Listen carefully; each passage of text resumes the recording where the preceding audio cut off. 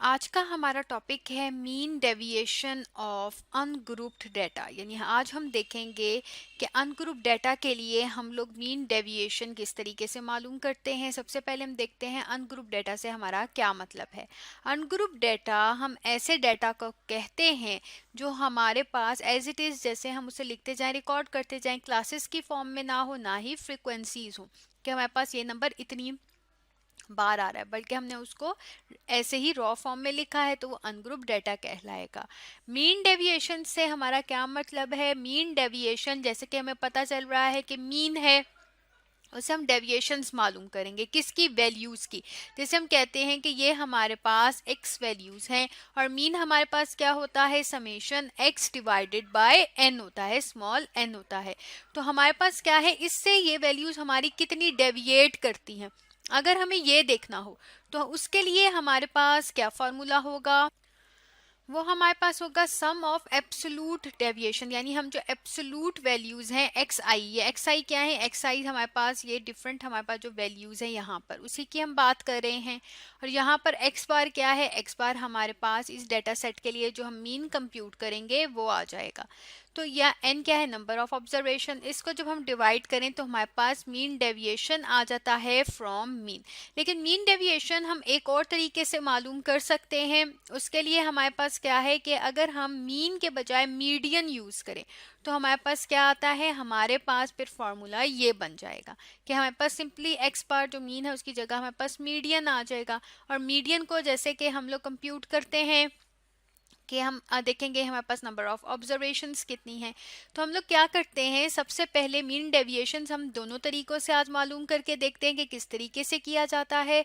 उसके लिए हम सबसे पहले एक्स बार और मीडियन को मालूम करेंगे। तो एक्स बार के लिए हम सिंपली क्या करेंगे, इन वैल्यूज को ऐड करके नंबर ऑफ वैल्यूज पे डिवाइड कर देंगे, जबकि मीडियन के लिए हम इसको अरेंज करेंगे। तो इसको हम लिख लेते हैं। हमने यहाँ पर मीन के फॉर्मूले में वैल्यूज को पुट कर कर लिख लिया है। अब हम क्या करेंगे, हम सिंपली इनको ऐड करेंगे। तो हमारे पास क्या आ गया, हमारे पास आ गया 72 डिवाइडेड बाय 8 आ गया। तो 72 को जब हम 8 पर डिवाइड करेंगे हमारे पास क्या आ जाएगा, 9 आ जाएगा। और वैल्यूज जो थी हमारे पास उसको हम लोगों ने यहाँ पर अरेंज कर कर लिख लिया है। जैसे कि हम देख सकते हैं कि हमारे पास जो ओरिजिनल वैल्यूज थी वो ये थी। तो जब हमने इनको अरेंज किया है असेंडिंग ऑर्डर में, छोटे से बड़े की, तो हमारे पास इस तरीके से आ गई। अब हम देखेंगे कि ये हमारे पास कितनी है वैल्यूज हैं, 1 2 3 4 5 6 7 और यहाँ पर 8 है।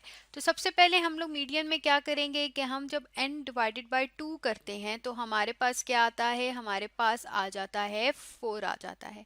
अब ये 4 अगर हम देखें इस साइड से देखें तो हमारे पास क्या आता है, 8 आता है। लेकिन अगर हम इस साइड से देखें तो हमारे पास 10 बन रहा है। तो यानी एक वैल्यू नहीं आ रही। तो अब हम क्या करेंगे, हम लोग करेंगे क्या कि इन दोनों वैल्यूज का एवरेज ले लेंगे।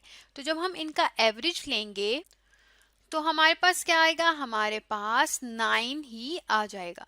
तो अब हमारे पास जो है इस डेटा सेट के लिए मीन और मीडियन जो है वो इसका बराबर ही है। हम अब क्या करेंगे, हम डेविएशंस देखेंगे। मीन डेविएशन जो है वो मीन के जरिए भी और मीडियन के जरिए भी। उसके लिए हम क्या करते हैं, इस इंफॉर्मेशन को हम मीन निकाल चुके हैं और मीडियन भी। अब हमें क्या चाहिए, एब्सोलूट वैल्यू को हमने डेविएशंस को निकालना है एक्स आई माइनस एक्स बार और एक्स आई माइनस मीडियन से। तो इसको एक टेबल की फॉर्म में लिख लेते हैं। हमने टेबल की फॉर्म में लिख लिया है जो चीज़ हमें कंप्यूट करनी है। यहाँ पर आप देख सकते हैं एब्सोलूट हमारे पास x माइनस मीन का हम लोगों ने बनाया है और यहाँ पर एब्सोलूट x माइनस मीडियन का, जो जिनकी वैल्यूज हमें चाहिए एक्चुअली में। यहाँ पर हम लोगों ने कंप्यूटेशन हेल्प के लिए इनके अलग-अलग भी बनाए हैं। तो हमारे पास क्या है, मीन हमारे पास 9 आया था और मीडियन भी हमारा 9 ही बन रहा था। और हमारी जो वैल्यूज थी उनको हमने यहाँ पर लिखा है। तो जब हम लोग x में से, यानी कि हमारे पास जो 6 है, 6 में से माइनस कर देंगे 9 को, तो हमारे पास क्या आता है, हमारे पास -3 आता है। मीडियन भी क्योंकि सेम है, 9 है, तो जब हम माइनस करेंगे तो यहाँ पर भी हमारे पास क्या आ जाएगा, हमारे पास -3 आ जाएगा। बिल्कुल इसी तरीके से जब मैं 7 में से 9 को माइनस करूंगी तो मेरे पास क्या आता है, -2 आ जाएगा। इसी तरीके से 7 में से 9 तो हमारे पास -2 आ जाएगा। तो हमारे पास क्या है, इन वैल्यूज को हम लिख लेते हैं निकाल कर।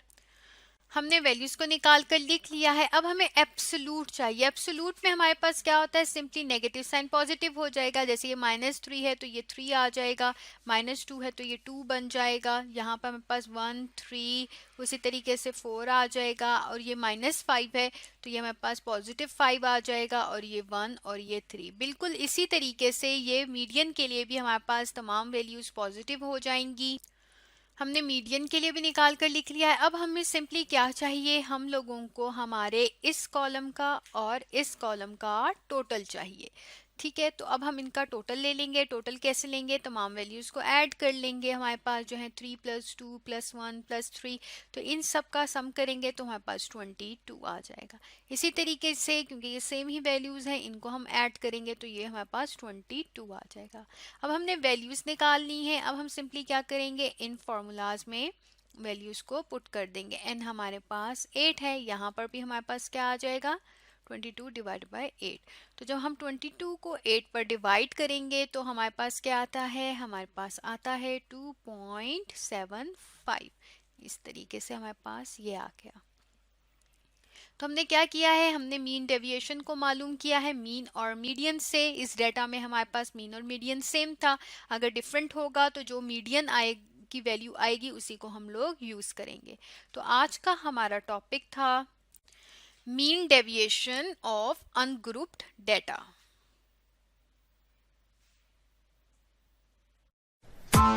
Press the bell icon on the YouTube app and never miss another update.